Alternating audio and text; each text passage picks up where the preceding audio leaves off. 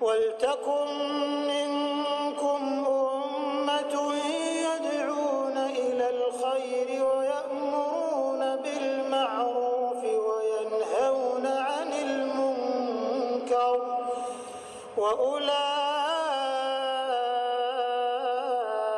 هُمُ الْمُفْلِحُونَ.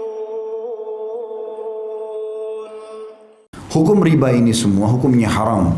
Dalil-dalilnya sangat tegas. Sekarang kita fokus ke dalil. Ada nanti sebuah hadis teman-teman, saya ingin antum renungi baik-baik. Tulis baik-baik, tempelkan di profil ya, dengan niat untuk mengingatkan kita sama orang lain. Jangan riya. Ingat selalu, tempel. Kalau bisa print, tempel di meja kerja. Tempel teman-teman, perhatikan, ini bahaya sekali. Bahaya sekali. Saya bacakan dulu ayat, itu hadis nanti yang saya bilang ya. Pertama firman Allah SWT dalam surah Al-Baqarah ayat 275. Kata Syekh Abu Bakar rahimahullah, riba diharamkan berdasarkan firman Allah Subhanahu wa taala, a'udzubillahi minasyaitonir rajim, wa ahallallahu al-bai'a wa harrama riba. Padahal Allah telah menghalalkan jual beli dan mengharamkan riba. Jual beli silakan, transaksi jual beli. Riba tidak boleh. Ini saya pernah kasih contoh kalau soal ini ya. Jadi kalau misalnya seseorang mau beli mobil, dia nggak ada duit, maka dia boleh datang, saya boleh datang kepada teman saya mengatakan, saya mau beli mobil harganya 200 juta. Bisa kamu beliin enggak? Oh bisa, saya beliin. Tapi saya jual sama kamu ya Khalid ya, 220 juta. Jadi awal akadnya apa? Terakhir jual beli. Dia beliin saya beli dari dia. Saya udah tahu modalnya berapa, dia sudah ambil keuntungan. Tapi ini akad jual beli. Dia bukan mengutangkan saya, tapi dia beli. Saya pun beli dari dia. Selesai, dia putus akad beli sama tempat sana, dia juga putus akad jual beli sama saya. Kemudian tidak apa-apa jatuh tempo 35 bulan, tidak apa-apa. Tapi jangan dia hitung utang. Dia menghutangkan saya 200 juta, bukan mobil, sehingga hutang. Ini yang dimaksud perbedaan ayat di sini. Allah menghalalkan jual beli, Allah mengharamkan riba. Karena riba umumnya itu adalah utang, kayak tadi riba jahiliyah, riba nasiah itu. Utang yang bertambah tanpa sebab, ya. Hanya ingin untuk dijadikan sebagai pendapatan. Juga dalam firman Allah SWT Al-Imran ayat 130, A'udzubillahi minasyaitonirrajim, ya ayyuhalladzina amanu la ta'kulur riba adha'afan mudha'afa. Hai orang-orang beriman, jangan kalian memakan riba dengan berlipat ganda. Ini yang jadi masalah teman-teman, kalau antum baca ayat ini kalau tidak faham, maka mungkin tidak bisa ya ditarik dalam kehidupan sehari-hari. Tapi kita kalau pertemukan ini memang ditanya begitu. Kalau kita terlibat dalam praktisi riba itu baru orang tahu ayat ini. Subhanallah, mulia sekali. Kapan kita buka pintu riba, maka pintu riba yang lain terbuka terus. Sekarang antum kredit, dia lihat 3 bulan saja kita sukses membayar, atau 6 bulan, dibukain lagi. Hah? Jadi terbuka lagi pintu riba yang lain. Kartu kredit itu makin besar harta antum, maka makin besar limitnya. Karena mereka berharap ada keterlambatan, 1-2 produk, 3-4 produk, maka hidup dari situ. Karena itu jadi masalah. Maka Allah sudah ingatkan, memang riba itu sifatnya adha'afa mudha'afa, sifatnya pasti berlipat-lipat. Jarang orang bisa riba sekali terus kemudian dia berhenti, kecuali dia taubat kepada Allah. Umumnya pasti terikat di sini, terikat di situ. Bahkan ada orang parah sekali, karena semua badannya riba. Odol, uang riba. Sikat giginya riba. Ya, sabun dipakai mandi riba, samponya riba, baju pakai riba, bantal tidur riba, sendok riba, gelas riba, semua riba, air minum riba. Kenapa? Pakai kartu kredit semua. Belanja bulanan gesek, yang bayarin bank. Uang riba bukan? Bagaimana antum hidup begitu dari riba semua? Susu anak riba, celana dalam riba, haram semua. Gimana caranya nggak sadar ini? Maka ini poin, tangkap dulu contoh ini ya. Saya akan hubungkan dengan hadis yang saya bilang tadi, supaya betul-betul harus kapok ini, berhenti, nggak boleh tidak. Dan jangan takut berhenti teman-teman sekalian, karena bahaya sekali, ancamannya berat. Ya, maka dia akan terus berlipat-lipat itu.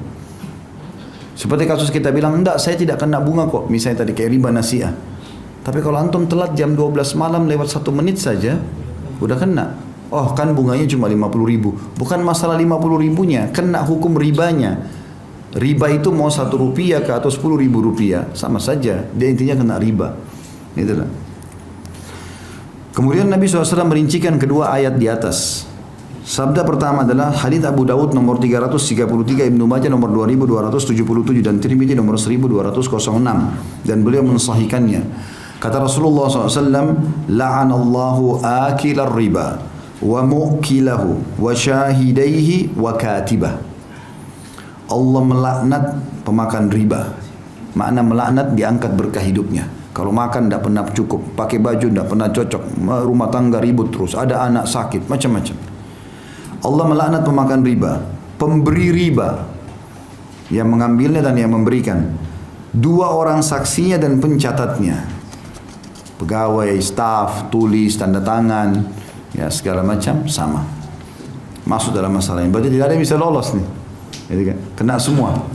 Saya kan cuma pegawai, tidak tahu apa-apa, nggak bisa. Siapa suruh kerja di situ? Ya, nggak bisa. Haram. Ya, nggak bisa kita cari halal ya teman-teman. Ya. Lebih jelas lagi hadis Nabi SAW, perhatikan baik-baik. Dikatakan oleh Nabi SAW dan hadis ini riwayatkan Imam Ahmad nomor 21.450. Sanadnya dikategorikan sahih. Renungi baik-baik hadis ini. Kata Nabi SAW, dirham riba ya'kuluhu ar-rajul wa huwa ya'lam ashaddu min 60 wa 30 zanyah. Satu dirham dari hasil riba yang dimakan oleh seseorang sedangkan dia mengetahuinya, dosanya lebih berat daripada 36 kali berzina. Antum zina sama 1, 2, 3, 4, 36 perempuan, itu baru sama dengan 1 dirham riba. 1 dirham itu 10.000 rupiah, 5.000 rupiah. Ambil bunga bank, itu sudah 36. Bagaimana kalau kita kerja di sana, gajinya 5 juta, nah, hitung sendiri. Kalau 1 dirham 36 kali berzina, kalau sekian juta berapa kali itu? Ini zina loh ini. Dan ini teman-teman sekalian, Nabi SAW berikan gambaran agar orang faham. Karena umumnya zina orang tahu itu haram. Zina sama perempuan yang tidak halal bagi laki-laki itu orang tahu bobotnya berat. Selalu diingatkan. Di sini Nabi SAW datangkan 1 dirham riba. Bukan Nabi mengatakan misalnya 100.000 dirham riba. Enggak, 1 dirham riba. Paling kecil. Sama dengan 36 kali zina. Sudah faham sampai sini? Ini hadis yang lebih tegas lagi. Perhatikan setelahnya. Kata Nabi SAW, ini luar biasa teman. Saya kalau baca ini merinding, subhanallah. Hadis ini tegas, ini yang saya bilang tadi.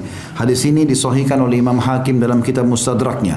Kata Rasulullah SAW, ar-riba 73 baban aisaruha ayyankihar rajul ummah wa inna arbar riba irdur rajulil muslim.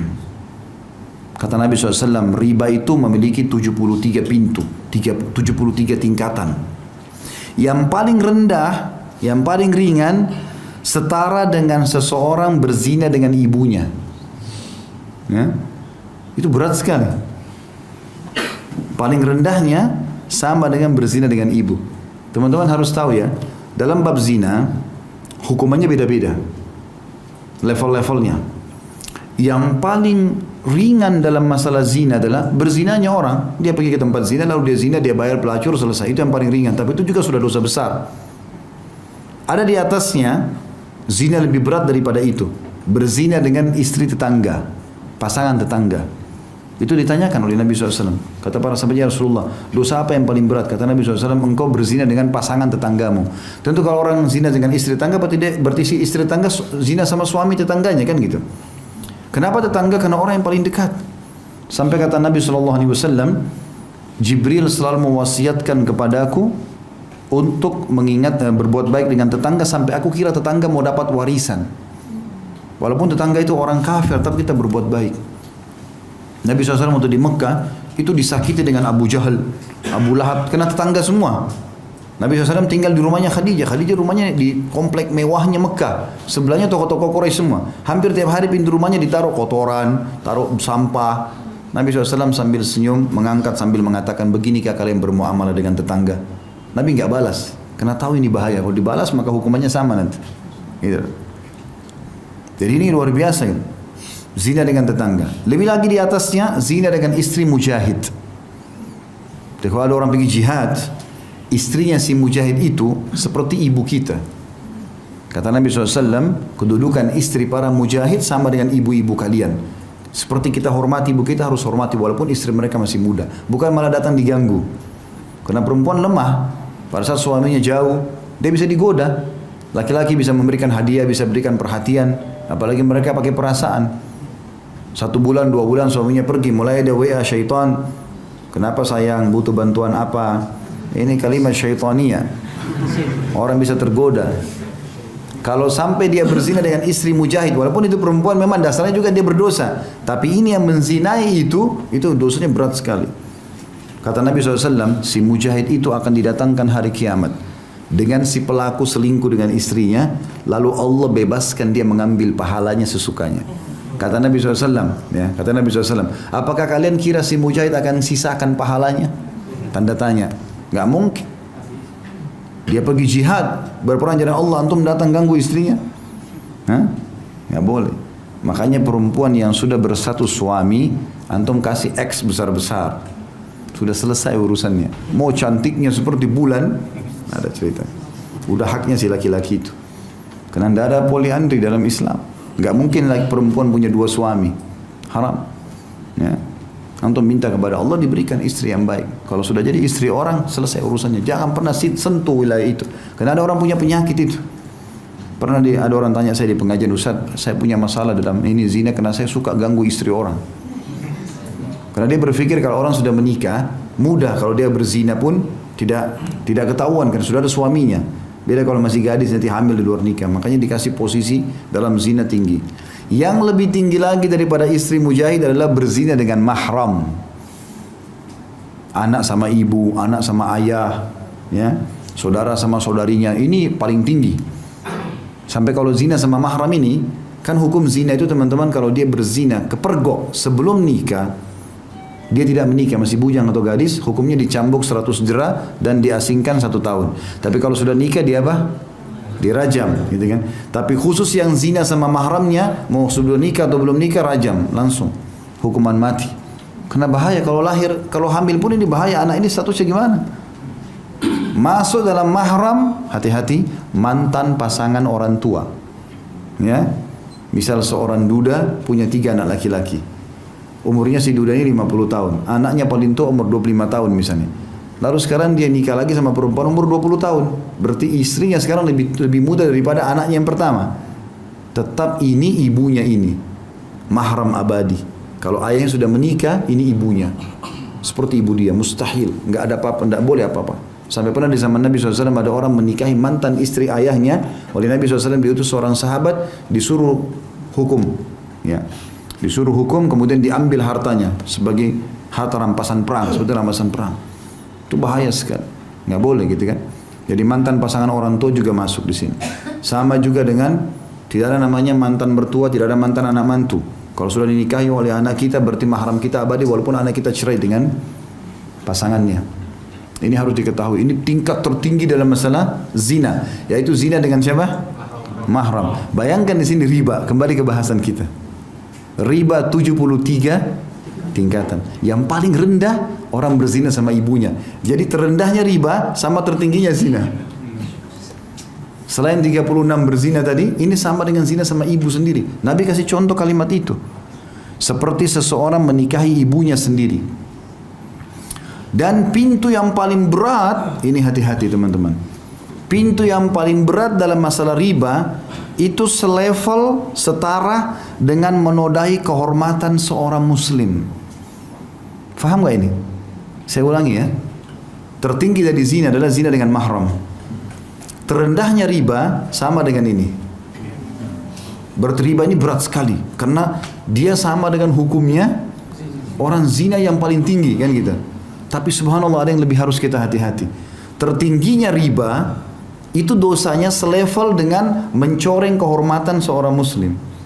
Antum gosip, ngambil hartanya muslim, ya, apalah sakiti hatinya, itu sama dengan riba level ke-73. Ini hati-hati. Jangan antum buat masalah sama orang.